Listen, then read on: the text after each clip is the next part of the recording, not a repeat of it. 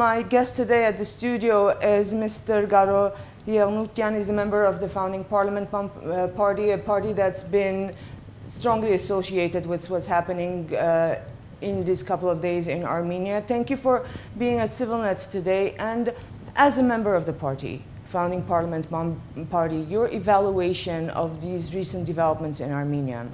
Just a correction in the beginning, it's not a party, it's a movement. And the founding parliament, what you would call is an alternative parliament with 33 members. I'm one of those members.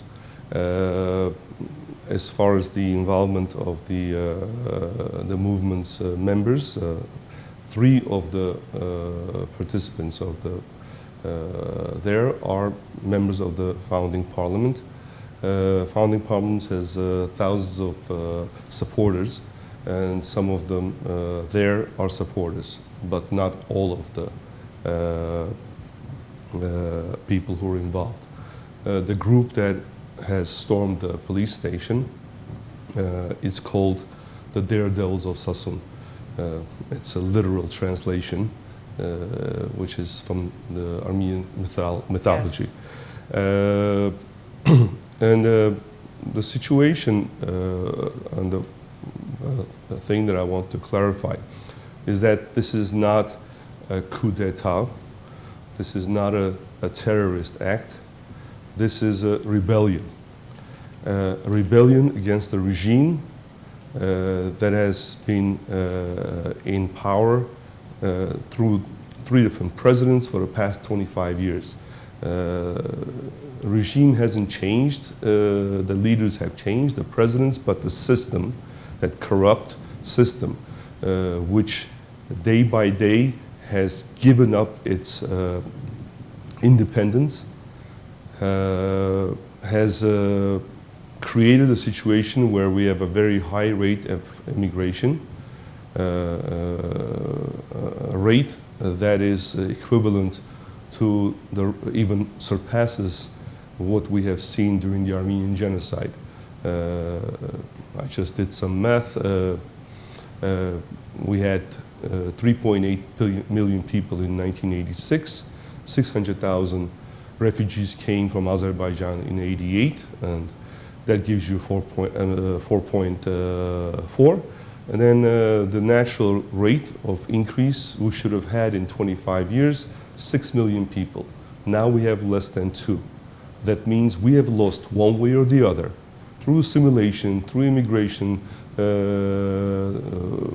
all of it means governance. 4 million people. And this is the biggest problem that Armenia has, because we don't have just immigration, it's called depopulation. And if we go at this rate, we will not be a nation anymore, and it will not be a government.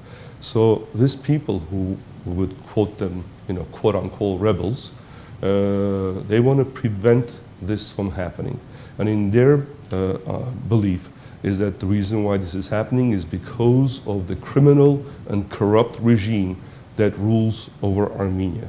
And since this regime has closed all possible legal means of creating change that will improve the social, economical, the human rights issues in Armenia, over the years has been proven that they are not susceptible to change. They don't plan to change, and they are telling us straight out that they're going to be in power for the next God knows how many more years, because they have taken control of the whole system, and it's a corrupt system from top to bottom. So these people are there to express their rebellion.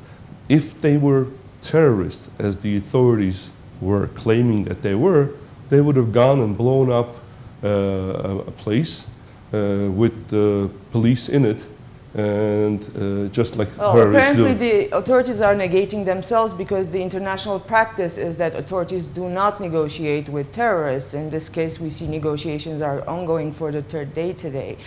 And another question, as a movement that has a relatively small, 32 you said, group of people who are interrelated and have a history together, has this at any point been discussed as an alternative? Because the founding parliament movement is known for calling regime change, but through peaceful means. Has this at any point come up? No, it has come up in a very superficial way, as the way the whole nation is talking about it. If you walk down the street and you ask 10 people, what's the solution? 10 out of 9 will say, you got to get rid of these people. So how do you get rid of these people? Well, they don't want to leave. They rig the elections, so you can't get rid of them with elections. So you ask yourself a question, by process of elimination, what other options are left? So this option has always been on the table nationwide through everybody's talking in a kitchen table, talking at different parts, and there have been many warnings to the authorities that if you push the society more and more towards repression, that repression is going to blow up one day or someday or another. And we've kept telling them, and I say we, it's not just the founding parliament, but everyone in a society, all the civil society has been saying, you can't go on like this. You'll end up being Ceausescu or Gaddafi. These are all the warning signs. So coming back to your question about founding parliament, 33 members are members of the parliament, founding parliament. But as far as people who have allegiance to founding parliament's ideals, those are in the thousands, and we don't even know the exact number. There's no membership, because I said the parliament itself is limited to those parliament members, which is an alternative parliament. It doesn't have any power. The idea of the founding parliament is to pave the way for a legal process of change, and to show how a future Armenia would look like if it wasn't under this criminal regime. In other words, what other things that they would do? They would stop the corruption. They would stop the monopolies. They would nationalize the national resources instead of giving it away. Them, yes, of course. Giving it away to offshore companies that God knows who the owners are.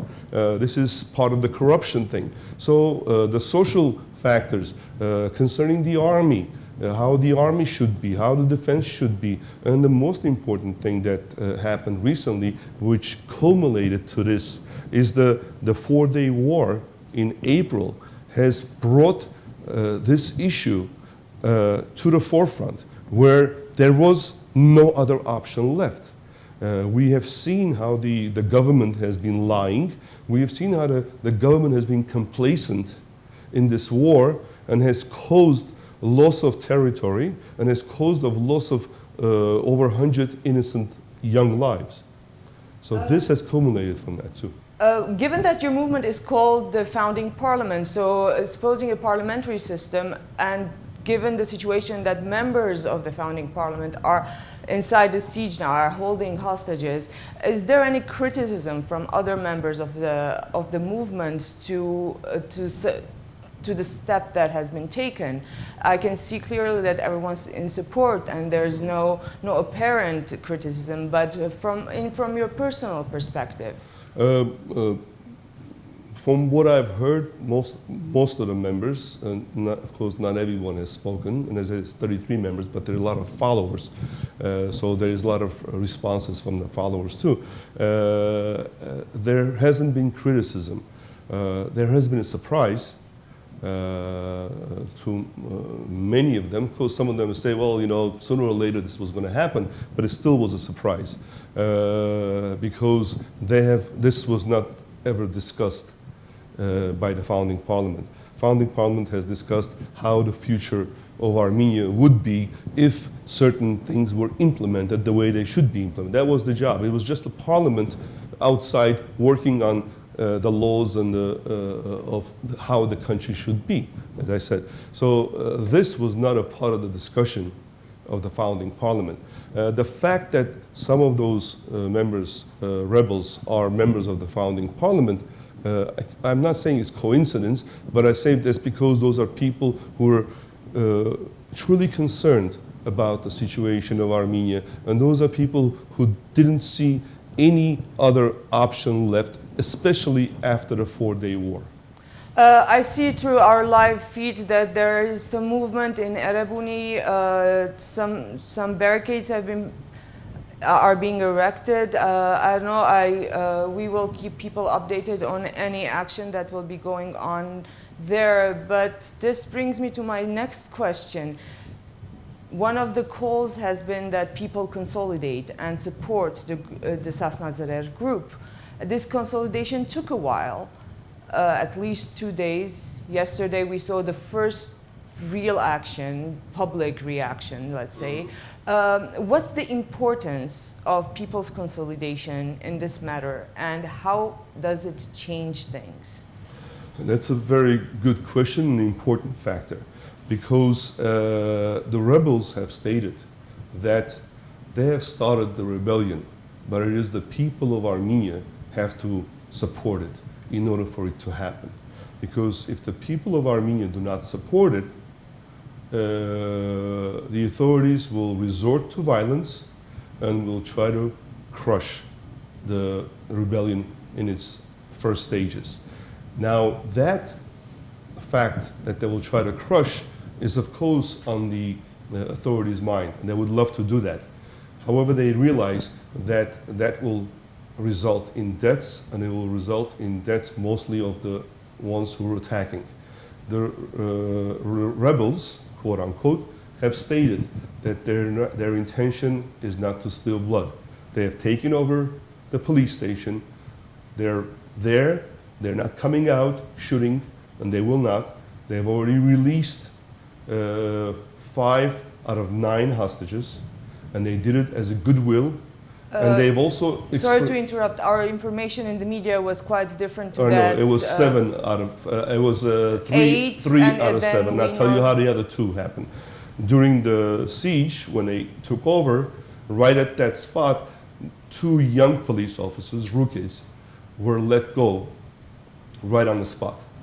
So they were initially never... So the authorities don't even want to mention that, but that's how those 2 happened.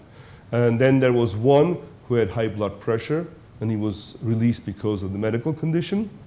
And the last 2 were released as goodwill. Of course, the other ones are also goodwill, but the last 2 were specifically released with a statement of goodwill during the negotiation process. And mind you, that the authorities have not done anything in exchange.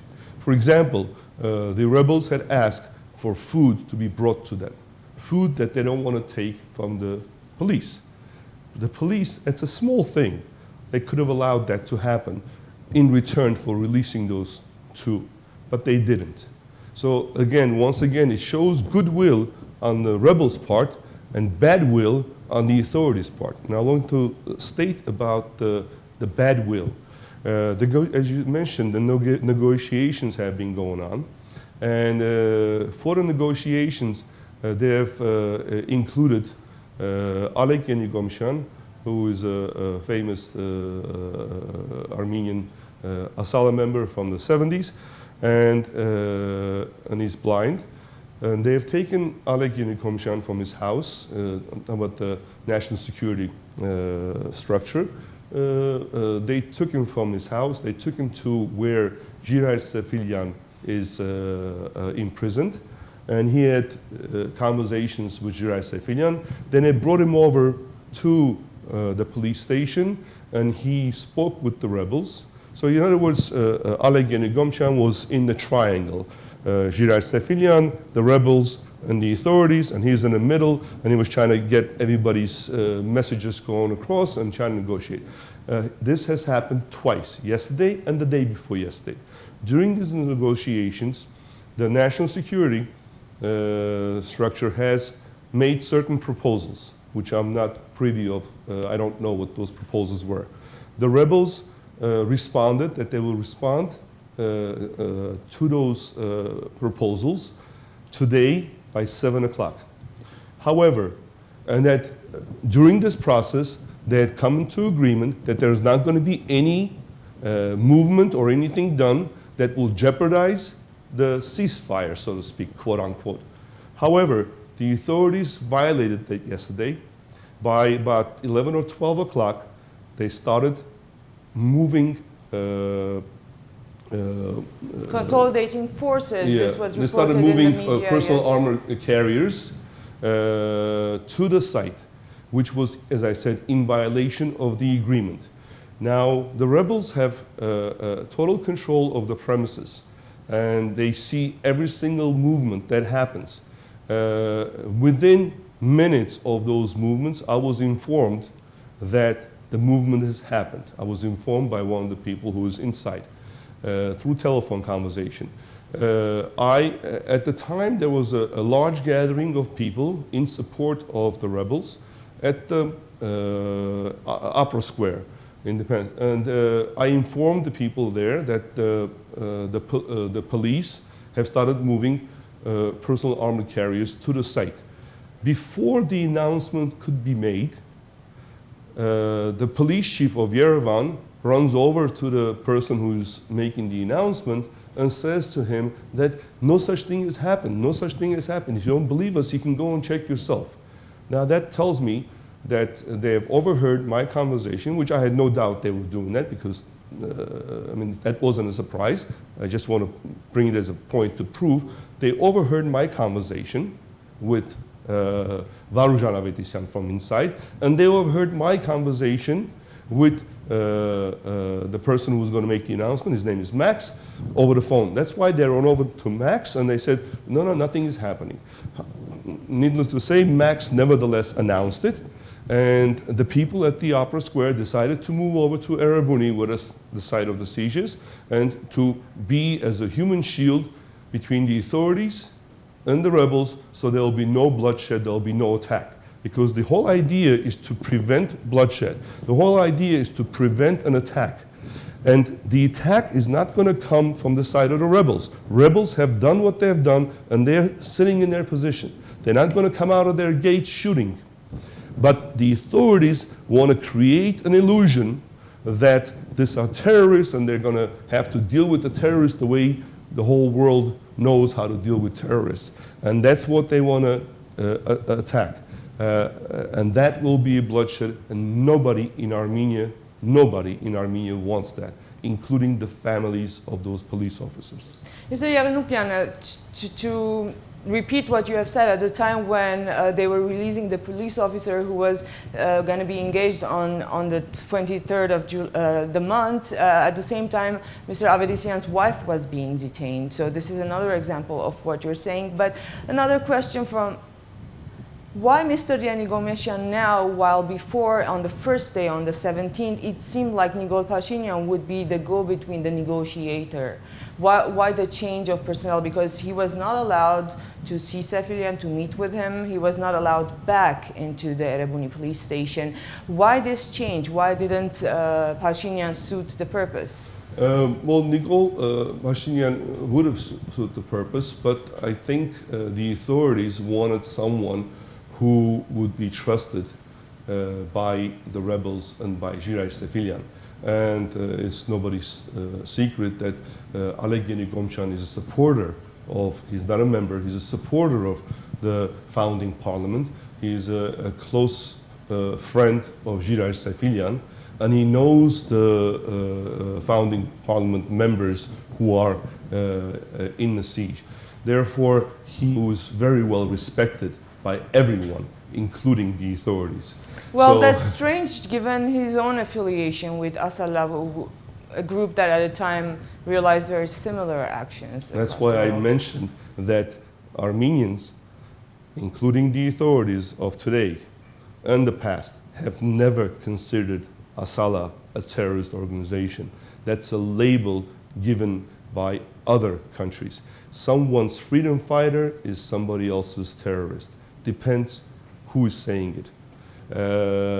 Assad is considered a dictator, But if you ask some Syrians, they would say no, he's best because during his time, Christians and other minorities had freedom. And now that you're taking this dictator, and we have repressions against minorities. So it's a very fine line. Who is saying what? Not that I'm defending Assad. It's not my. But I'm just saying depends who is saying it. Exactly. So everyone's saying that we cannot afford a single drop of blood to be shed. Authorities seem to understand that as well, the repercussions. And the actions of the Sasnad Zarer group actually prove this, despite the unfortunate fact of one police officer being killed earlier. But I wanted to ask you, is this a self-sacrificial act from the members of the Sasnad Zarer group, and which negates kind of the idea of not a single drop of blood? Again, I want to draw parallels between Asala and what this group has done. Asala has taken over Turkish embassies in a number of cities in the 70s and 80s.